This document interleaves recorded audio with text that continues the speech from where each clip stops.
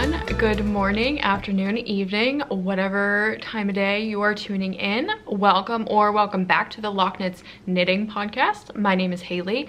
I am coming to you from an incredibly dreary Northeast Pennsylvania in the United States on this fine day. Today is Tuesday, March 5th, and it has been a hot minute since I podcast last. I did my stash video, my organize my stash with me video on Valentine's Day last month. So it's almost been a whole month since I podcast last, and there's a lot of stuff that's been going on that's really great. And I will get into that in just a minute.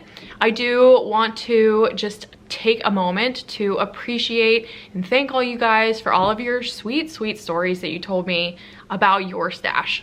If you didn't tune into the last video, there was a giveaway that I was hosting, and the prompt, I guess, or point of discussion was just tell me something, like anything about your stash. And there was a ton of amazing stories and feedback and thoughts of people reassuring me that my stash is not bad, not anything to be ashamed of. People telling me that theirs is in totes or tubs, or they can't get a hold on it, or someone very close to them gave them a bunch of their stash and now they don't know what to do with it. There's just a lot of really good dialogue and fun little journeys. Very interesting that even though we all in some way have a stash of some sort, whether it's big or small or tucked away or the highlight feature of your living room, it's just funny that we all have these very specific and different stories about what it means to us and how it came to be, or what it was or maybe isn't. I just wanted to thank everybody for the engagement on that. I loved reading everybody's comments. They were so sweet and so fun. I do also want to put an apology out there to the universe that while I was moving everything around in the last episode, I forgot that I accidentally put Chicken Darling off to the side. She typically lives with us next to the TV, so as we as a family are kind of hanging out, sitting around on the couch and everything, Chicken Darling is with us in body and spirit, and I forgot to move her back for the episode, so she is back with us today looking smug as ever. Chicken Darling is back. We are thriving. I have a finished object. I have a bunch of big announcements. Before we get into any of that, I feel like I should just pull the winners for the giveaway just because it's been such a long wait. So I enlisted the help of the YouTube comment picker, and I have two winners. So again, these were the skeins in question. These were from kind of the giveaway pile. I have sort of this ongoing perpetual bin of yarn that I also talked about in the last episode of yarn that is suited for giveaways, or it's things that people have given to me. So from the bin, the first skein is Goosey Fibers. This is the Robot Prince colorway. It's a worsted weight. It's so pretty. Very, I know I talked about it on the last episode, but very moody watercolor. Love it. And the first winner for that skein is Hush Hands. So Hush Hands, I will put the comment on the screen. It says, I recently went through and documented all of my yarn stash, but my fabric stash is a nightmare. I am horrible for collecting scraps and pieces of clothing I'll never wear, but I like the fabric of, and frankly, I just never sew with scraps. I've been telling myself I'll do quilting one day, but so far it hasn't happened. If you do ever get around to quilting, you will probably be able to bust through that stash very quickly, but you never know. It's worth holding on to. And then the second winner, the second skein up, was Less Traveled Yarn, and this is what that one looked like. This is the Oak Creek colorway, a DK weight 75/25. But yeah, just absolutely luscious. And the winner of this skein is Ellen Allen. Ellen says, I moved my whole stash into my living room recently, and I'm hoping to buy some clear acrylic cube bins soon for my cubes shelf thingy. Oh my god, I completely understand. I think I called it 7 different things in the last episode, but I know what you're talking about. I have lots of pre-caked yarn and a growing basket of half-used and scrap balls of yarn. I'm hoping clear bins will mean I can store those securely on the shelf and see most of it easily. However, my current small fabric stash situation is abysmal and we will not be talking or thinking about it. LOL. Guys, if you can send me an email, you are the winners. Email and all of my contact info is in the description box below. Everything is always just at Lochknits. There's never anything else. It's never anything crazy.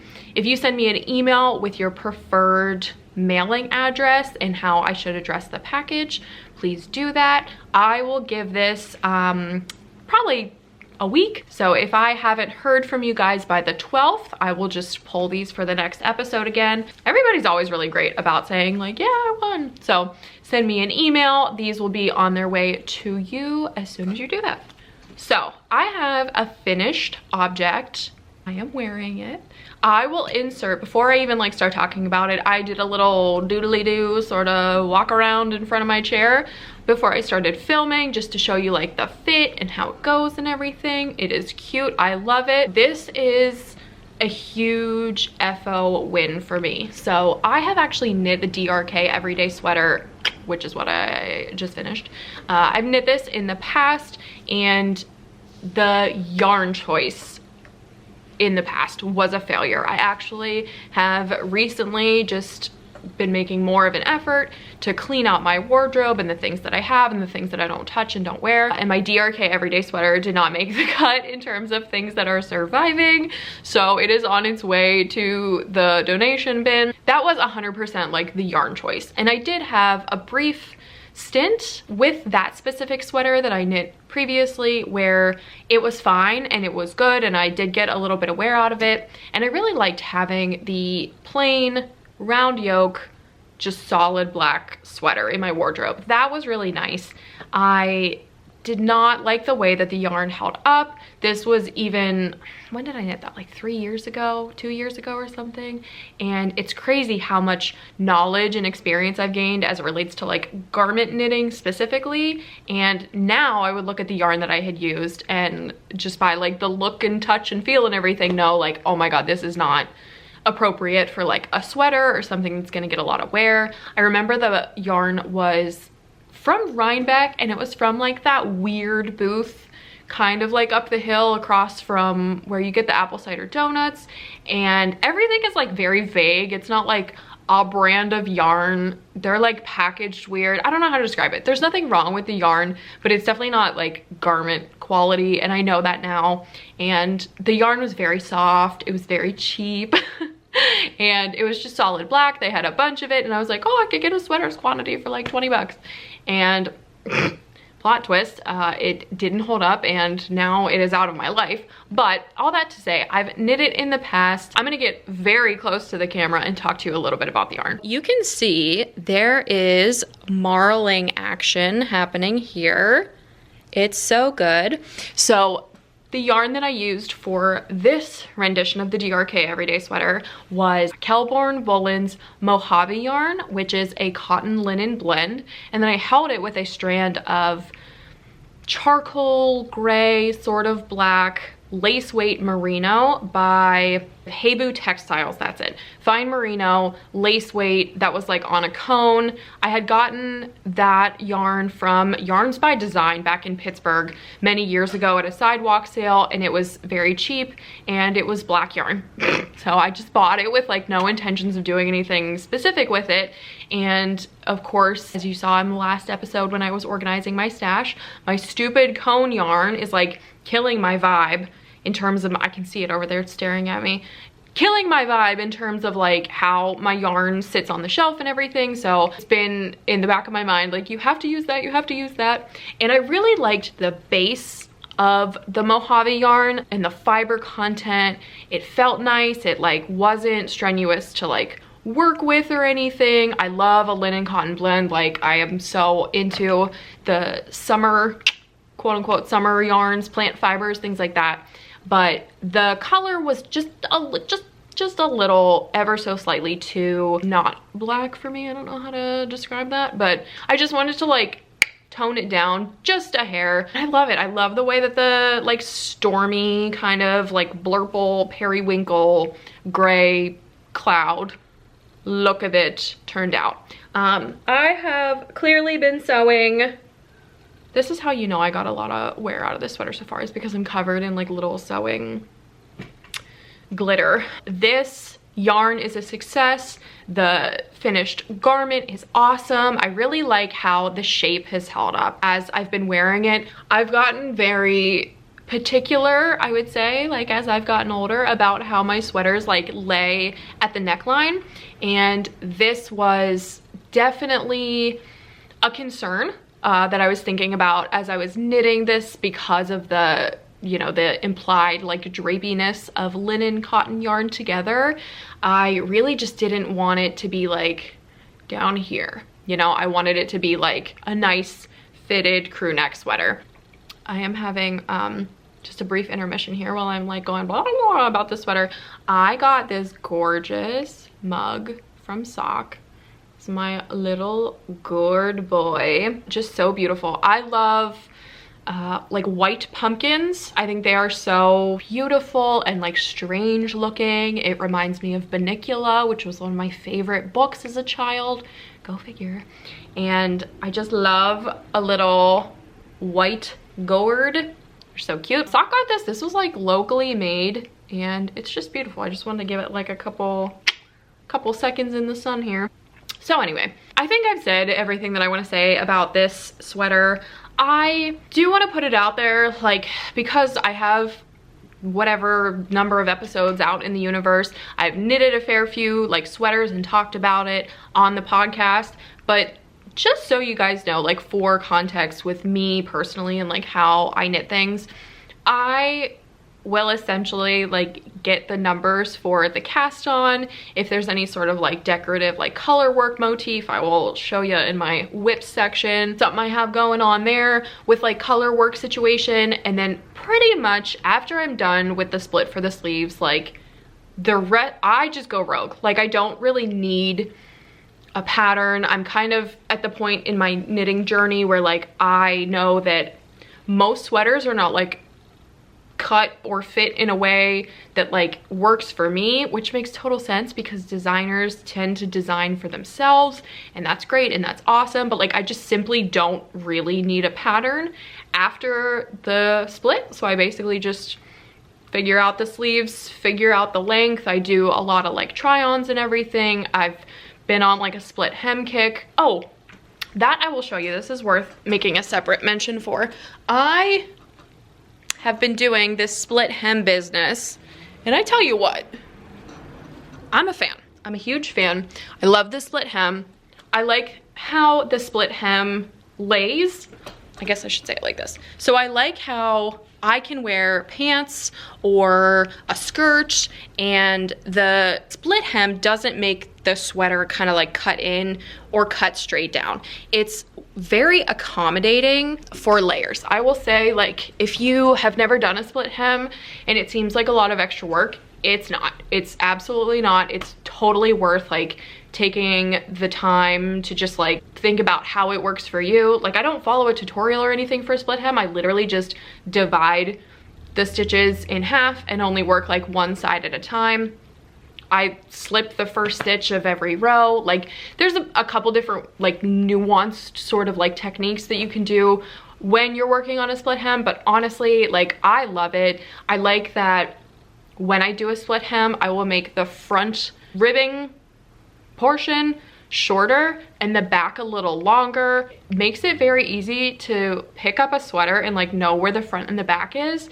I am not one of those like masochists who sews a tag into their knitted garments. I love a good little, you know, like a little clippy leather tag like on the bottom ribbing. Like that's totally fine, but I'm not gonna sew an itchy tag to like the back part of my neck or even like the back part of like, I'm just not gonna do that. So being able to like pick up a sweater and not have to like find the short row shaping to tell me like what is the front and the back has been really nice. It's just my plug for the split hem. I think I've been talking about this sweater for like 10 minutes, so I'm so sorry. Just ignore me. We're moving on. We did the giveaway. I told you what I'm wearing. I have some finished objects, and some of them good, some of them bad, so let's get into that. I actually had to go into Penny's room to get this finished object. It was a failure for me, but a win for Penelope, so that's great. I talked a little bit on the last episode while I was digging through my stash and everything about this yarn. Speaking of like cone yarn that's like killing my vibe for my beautifully organized yarn shelf. This is Lion brand Re-Up. So this is recycled cotton and polyester blend. I got it at Joann Fabrics. I got 3 cones of this. Each one was like $9. There's a really good amount of yardage. It's 651 yards. It's solid black. It's like a little blue tone. I don't know if that's like reading or not, but overall like solid black yarn, on sale, high yardage, cotton blend. I was like, okay, I'll bite, whatever. So Sock and I were actually very inspired recently by our friend Brienne. Brienne is Moon and Yarn. Brienne made, I will put in a picture, this stunning Hexi cardi that she crocheted like literally just in time to wear to Vogue Knitting Live. Brienne looks like a vision. She's a fashion icon and queen. And of course, like Sock and I were like, oh, we want to make one of those. We went on this journey together to each make a Hexi cardi. So plot twist, and if you can't already have guessed from the fact that I had to go into Penny's room to get this finished object, it did not work out for me. I did the Hexi cardi. I made it. I have it to show to you now. Here she is. I think I'm getting some good lighting. I think this is reading nicely. So this is the cardigan. She's cute. She looks cute. She looks cute. I'll say that. So this cardigan has been getting a lot of wear, which again, like I honestly could not be happier that Penny has proven to be knit and crochet worthy. This like absolutely warms my heart when I see her put it on to go to school in the morning. Is that inside out? I think she's been wearing the whole thing inside out. Looks exactly the same. You can't really tell. But here she is. So crochet Hexi cardi. Then I actually added some knitted ribbing at the sleeves and the collar and at the bottom here. The concept of a Hexi cardi, if you are not familiar with it, it is an awesome idea. And I don't think that this is my last like foray with a Hexi cardi. It might be for me, maybe not. I could see myself making this project again, probably not for myself. So here's what it is. You crochet 2 hexagons. When you fold the hexagon in half in a certain way, it basically creates this T shape. So I picked up and added a bunch to the sleeve. So like ignore this. It makes this T shape and then you seam them together. I don't know if the seam is like, yeah, there it is. You seam them together up the back, and then from there it can be like a throw over style. You can add to the bottom, you can add to the sleeves. I picked up and added all the like knitted elements to it. You can pretty much do whatever you want. This is my first like crochet cardigan. I loved how like loosey-goosey and freeing it was to just be like, now I'm gonna pick up and add length to this, or I'm gonna do the sleeves. It felt very like throw caution to the wind and like truly just stop after each step, assess what you have, assess what you like want it to be. It was just very cool in that aspect. And I think that's why like I cannot swear off this project in the future. I think that this would be an awesome scrappy stash buster stripey endeavor. Like there's just so much potential with this. However, I should have known looking at like the construction of the finished piece that I was not going to be stoked on wearing this. So I will actually put in a photo of like me wearing the cardigan. It was very difficult to take photos. Of course, like the day I decided to do it, I was getting like this rancid lighting in the house and it was just a disaster. But you can see that the fit of the cardigan is great. It's like my cropped length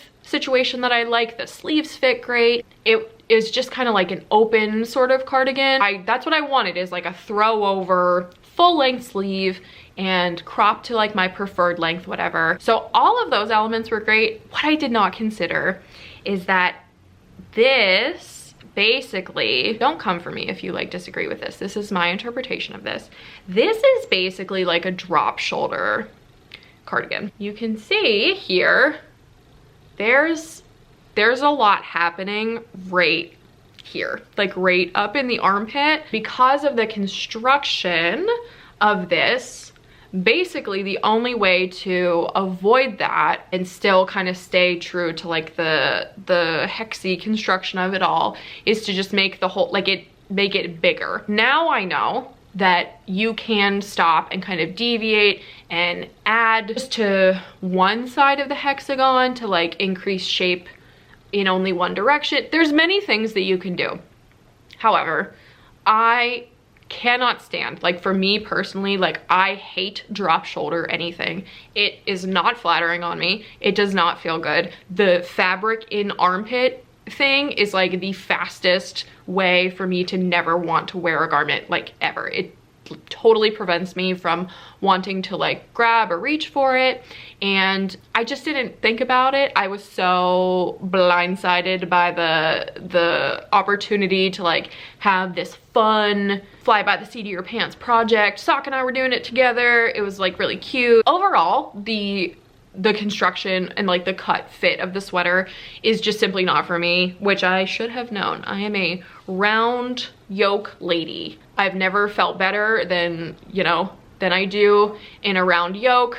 They fit me nice, they're consistent. I've got like my measurements down for them and everything. So I am on this cardigan journey because I feel so awesome in like the pullovers, and my finished objects have really been working out for me in terms of the round yoke stuff. And I want to continue that success into the, again, like world of cardigans, because I would get a ton of wear out of them. On one hand, was this a fail for me? Yes.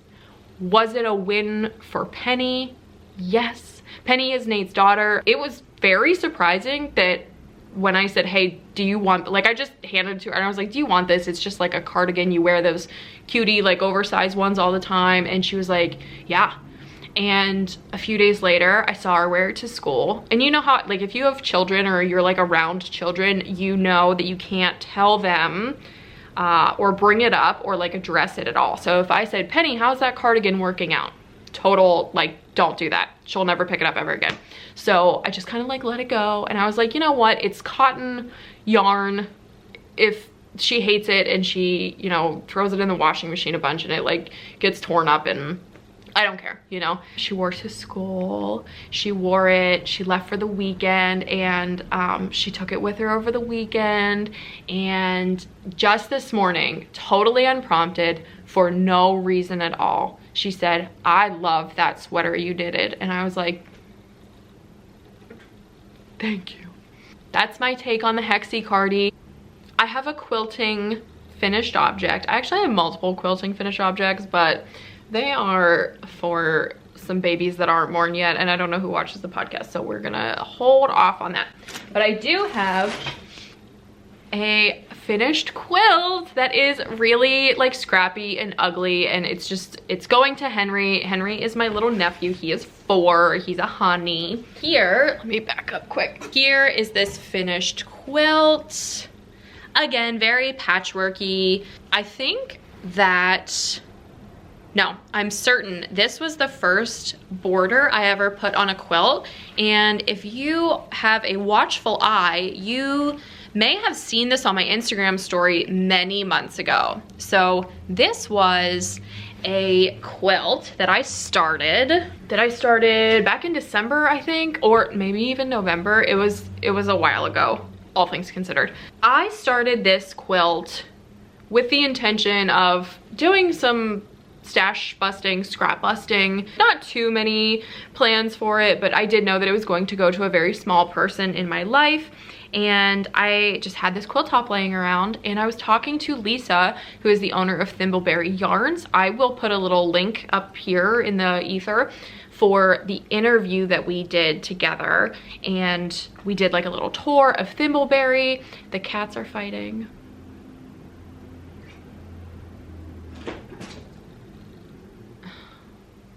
Tater's not very good at playing. We did a tour and an interview with Lisa of Thimbleberry Yarns. It's the yarn store that she owns. It's my local yarn store. And Lisa is also an avid quilter, and she had a long arm in the back of the yarn store, which was so generously offered to let me learn to use a long arm. So that's what we did. And the front is like totally crazy and you can't really see it. So I will show you the back. It's not the most beautiful long arm situation, but I did it.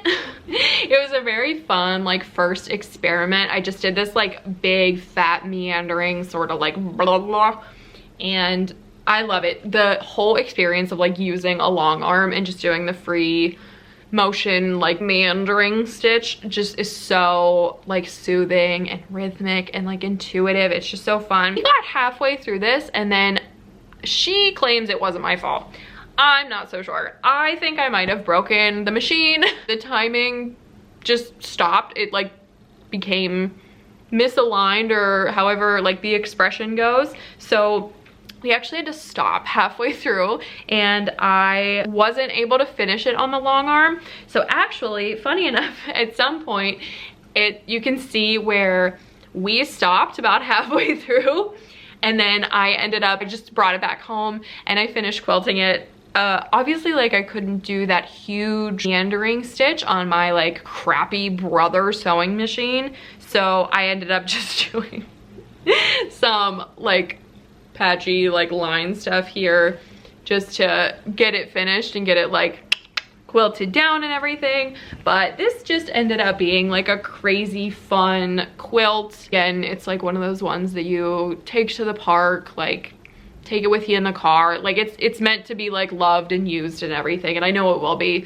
So one of the things I do want to point out that I think is really like fun and funky and cool is every other square here is this crayon fabric, and this crayon fabric was my mother's from like the early 2000s when she was teaching and had the like a cork board in her classroom. She like covered the cork board with this fabric, and then it just, you know, there's nothing wrong with it, it's just fabric that you don't use anymore. And I like totally stole it from the house I think maybe like a couple months ago or last year or something, and I ended up using it all, and it's just very special. It's like some vintage, you know, fun fabric from my mother.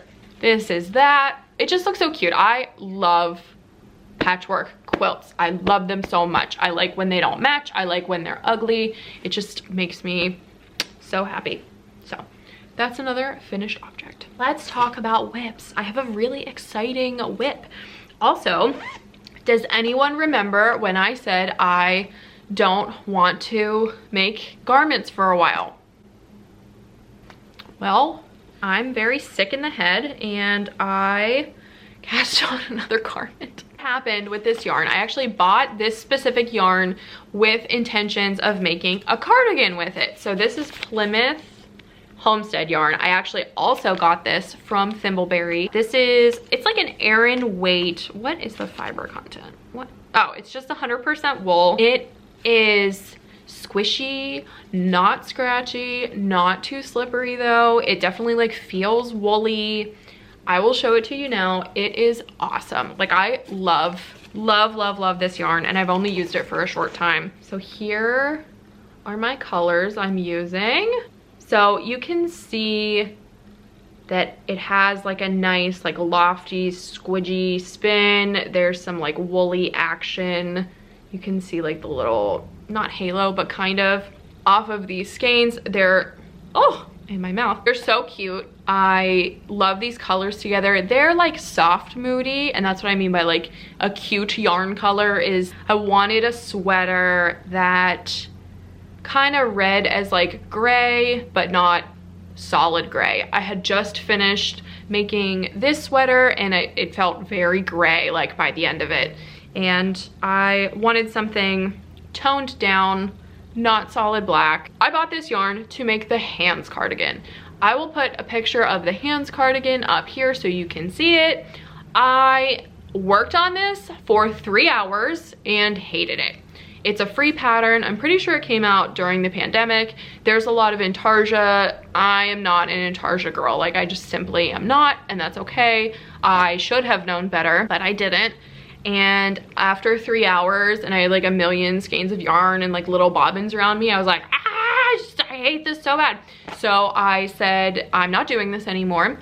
And instead, I took my gauge that I had and measured it all up and everything. No, I didn't block it. That's okay. It's not the end of the world. I had this gauge swatch, basically, of my 3 hours of knitting, and I plugged that into Ravelry and instead found a round yoke colorwork sweater. It's a pullover. It's not a cardigan, but it's looking so good. This is the Saltburn sweater. This is a pattern by, I don't know. It will be in the description box below. I'm pretty sure it's the Knit Pearl Girl. I've heard of her before. I've never like worked one of their patterns, but so far, like, this has been a total joy to knit. Like, truly a joy. There is good, simple, but interesting color work. There was a join, how do I say this? You start and go straight into the color work, then you come back later and pick up the collar, which I love. It gives like a really good structure there. It has a huge gauge, and I worked the color work on US 10s, and then the rest of the sweater is on a 9, US 9. So it's like going very quickly. I think I've been working on this for like less than a week, or maybe just over, I'm not sure. But I split for the sleeves, I'm working on the body. My plan now actually is to finish working this specific ball of yarn. So however far I can get down the sweater, like, that's great, whatever. Finish this. I wanna do both sleeves. I have a vision of this being another split hem super cropped sweater. I would love to be able to wear this with my big black linen dress underneath it. So I want to get the sleeves exactly where I want them to be, because they have to be long sleeved. Like, it's an Aran weight colorwork sweater. It has to be long sleeved. I'm not like a psycho. Finish those and then really see what I want to do with the body. I'm thinking that I really like the big neckline here, or I guess I should say like the chunky 2x2 ribbing. I think this is like 3 inches almost, close to that or something. So I think I'm gonna do the same thing with the split hem at the bottom. So that's my plan. I really wanna get like the fit of like from arm up to the yoke to the other arm. I wanna get that all done, and then I'm gonna jump in and finish the body. Even though I didn't buy this yarn for this sweater, it is nice that this is yarn that I've bought locally. I know that Lisa has more of it if I should need it, but just overall, like, so plumpy, so squishy. The color of the gray is like a gray brown. I have no idea how it's gonna read like in this YouTube video, but in person, it's very like Lion Brand fisherman's wool brown, if that makes sense. If you're familiar with that, you will know what I'm talking about. I didn't want like a cool gray. I wanted a very like warm gray, and I love the black. I love the color work. I just love a round yoke sweater. But I don't have anything even remotely close to like this weight, like something this heavy. And of course I'm knitting this in March. It's like 65 degrees out. I don't even have like the heat or the air on today. I'm just, you know, out here in the universe. So I don't know if I'll be able to actually get a wear out of it. I suspect that as we do every year, we may have a week of really cold, like crappy, rainy, freezing temperatures again. If that happens and the sweater is done, I'm gonna try to wear it, but I don't, even just like holding it, I'm holding it here like up to my chest. I don't know if it's gonna be that cold, because this feels very, very warm. We are gonna take a moment just to appreciate my floats. I am always like very proud of my colorwork floats. It's not something that I like share. I know a lot of people take pictures of it and like show it on, you know, like they'll post a picture on Instagram or whatever. I don't really often remember to like take those photos, but I do want to just have a minute because they look really good. So here's my floats. Very satisfying.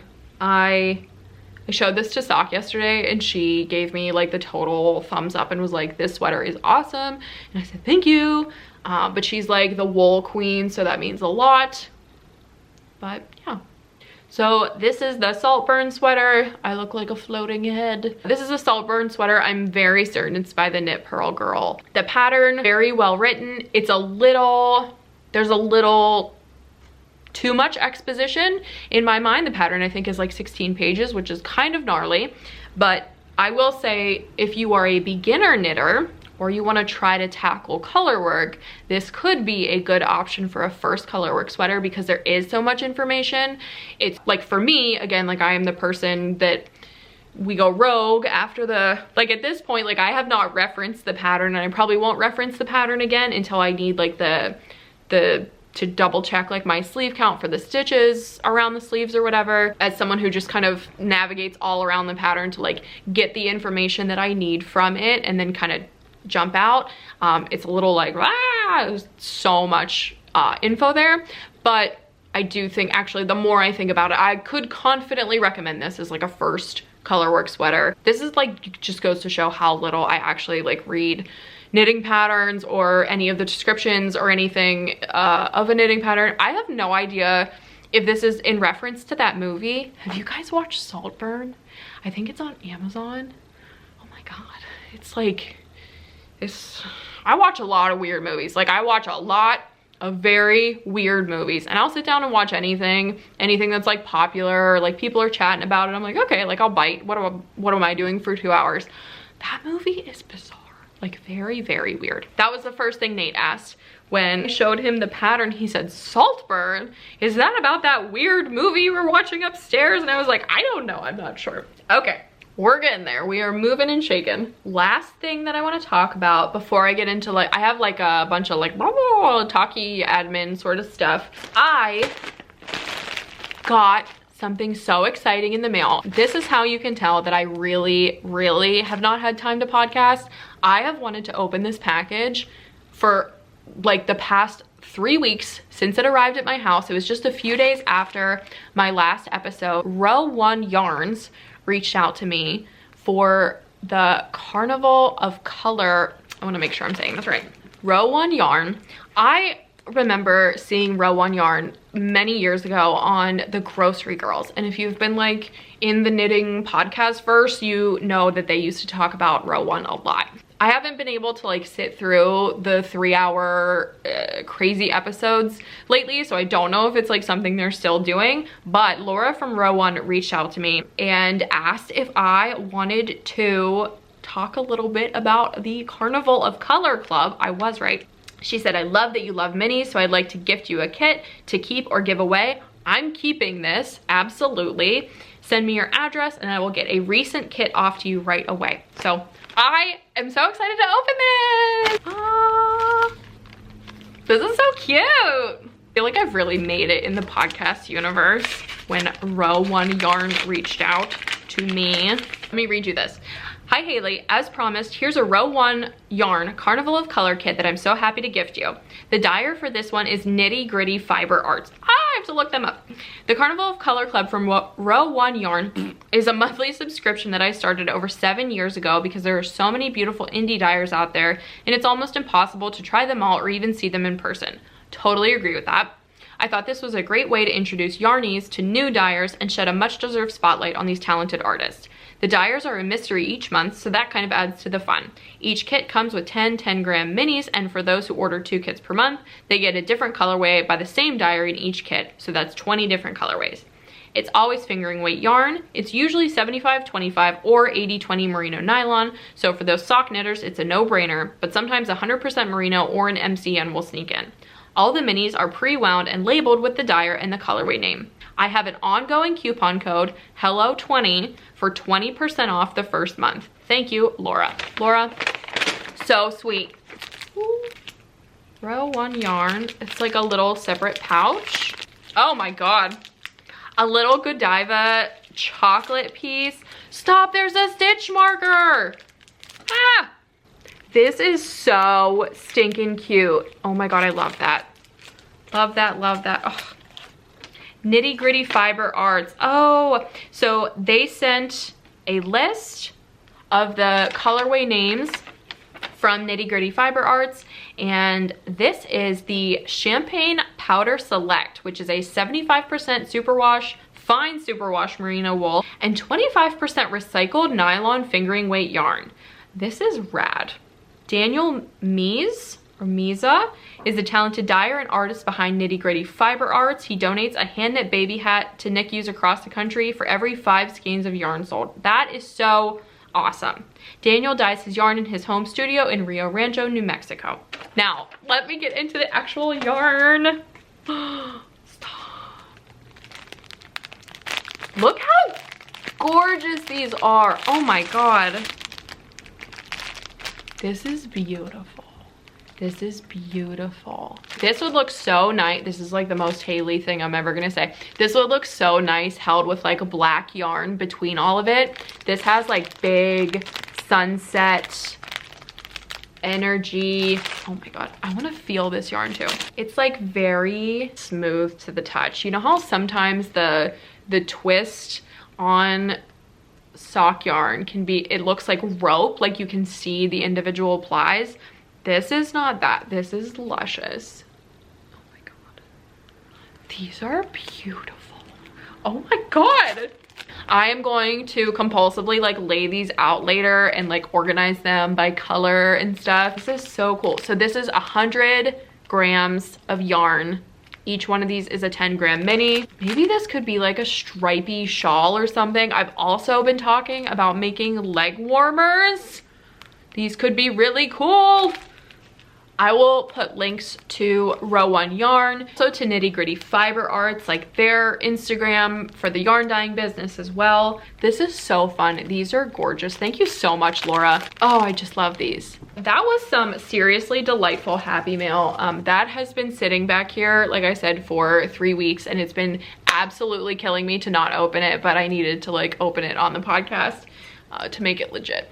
That is all the like yarn fiber content. If you don't care about me as a person, that's totally fine and completely valid, and I understand. If you do care about me as a person, I have a bunch of like life updates to share with you. First things first, my absence for the last 3 weeks has come from the fact that I have since opened my own tattoo studio. So it is just me in this cute like little cubby hole. It is up near Scranton. If you're familiar with Northeast PA, it's actually in Dunmore, which is like a tiny little suburb of Scranton, which is also basically a suburb. But I have my own tattoo space. It's very exciting. I've been like affectionately referring to it as like my tattooing space because it's just a space that I do tattoos in. With that in mind, I do want to be able to take on like guest artists and things for any of my friends who tattoo that are traveling. If you want to like come and do a little pop-up up in stinky old Scranton, please send me a message or an email or something and we can totally work that out. There is definitely space for another person to come hang with me for a few days, so that's nice. Tattooing and like opening my own sort of like comfy zone for like me and my clients and everything is like literally the only thing I've ever wanted to do with my entire life, and that feels really like magical and wonderful. I have obviously like the space for me to tattoo, for me to work and everything, but I also have like a designated painting corner. The shop is just filled with like all of my like curated pieces of art that I've collected from like tattooers that I really admire and friends of mine. I have a bunch of stuff in there that like Nate and I have painted, which feels very special. So it's just like an incredibly like magical thing for me to say that like now I am doing. I feel very proud. It has been like a lot of physical work. I did everything by myself. I got, you know, everything moved in. I was still working at my old shop while I was in the process of moving everything. So there was a lot of like physically demanding days. I think I was there like every single day last week, just getting everything set up and making sure like everything's cozy and comfy for my clients, and I'm just very excited about it. And I actually have like a ton of people in my inbox right now who I'm talking to get appointments set up with, and it's people that are finding me like through the podcast. I am so flattered that you guys want to come get a tattoo for me. I think that's so awesome whenever I get to tattoo like a fellow crafter. It doesn't even have to be like a crafty related tattoo, but it is very special when it gets to be just me and another, you know, knitter, crocheter, quilter, just hanging out and having a good time. I love talking with you guys, connecting with you guys. I'm a very like social butterfly. It's just like a beautiful, wonderful thing, like whenever my worlds collide and everything, you know, works out how it's supposed to be. In the same vein as like tattooing, tattoo activities and things, I actually will also be tattooing at the Scranton Tattoo Convention, which is another like huge big deal for me. I've wanted to work at the Scranton Tattoo Convention for the entire time I've been tattooing. It is a primarily, I would say like 95% traditional tattoo convention. It's awesome. There's like really, really talented people that work there. Nate and I get to share a booth, which is really great and exciting. Nate and I are both booking for the Scranton Tattoo Convention. So if that's something that you are going to be attending, or you're going to be in town for, or you just want to make like a little stop by or whatever, please just send me an email. I'll be happy to get you booked for that event. It's honestly like a blast. I went there last year. It was so much fun. Also, so exciting, and I'm like so looking forward to this. Maryland Sheep and Wool. Let's talk Maryland Sheep and Wool for a second, because that's kind of, I'm thinking about like my timeline of events, and that's the first week in May. So the first weekend in May every year is Maryland Sheep and Wool. If you are familiar with the Rhinebeck Sheep and Wool or New York Sheep and Wool Festival held in Rhinebeck, New York, it's very similar. But I will say all of like me and my knitting gals have said that like we like Maryland a lot more than Rhinebeck, and Rhinebeck is always a blast. We're looking forward to being able to pop off in Maryland again. So Saturday, May 4th is the day that we will be going. Myself and Sock are able to go down for the day because Lisa from Thimbleberry, who's #1, organized a bus trip that is leaving from Northeast PA to go down to Maryland. We're gonna hang out down there all day, and then the bus is gonna bring us back up.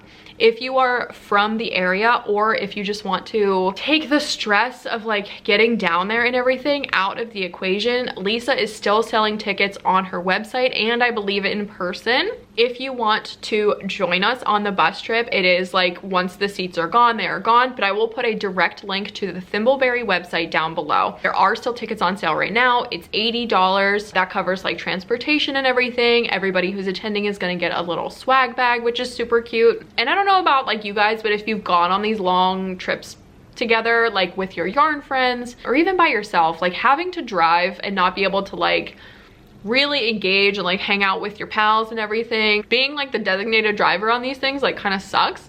So it's so awesome that Lisa like managed to organize this and put it all together. If you are from Northeast PA and you know like the area that I'm talking about, there's a stop leaving Whitehaven, and then there's another stop leaving from Pittston. Sock and I will be at the Pittston stop. Lisa will be leaving from Whitehaven, and then they'll stop at Pittston and then come pick us up, and then we will go down for the day and have a fantastic time. So if that's something that you are interested in, please click the link below, because I do not know how many more tickets are available, but it's gonna be really fun. It's honestly like, it should be a total blast. I know also that our friend Brienne, Moon and Yarn, the owner of the Moon and Yarn Craft Room, is going to be meeting us in Maryland on Saturday for the event too. So it's gonna be like a full-fledged Maryland Sheep and Wool party. It's really gonna be a great time. But I wanted to make sure to put that out there, that that is something that is being offered. Sock and I will be there, and it should be a really great time. Last thing, I swear this is the last thing.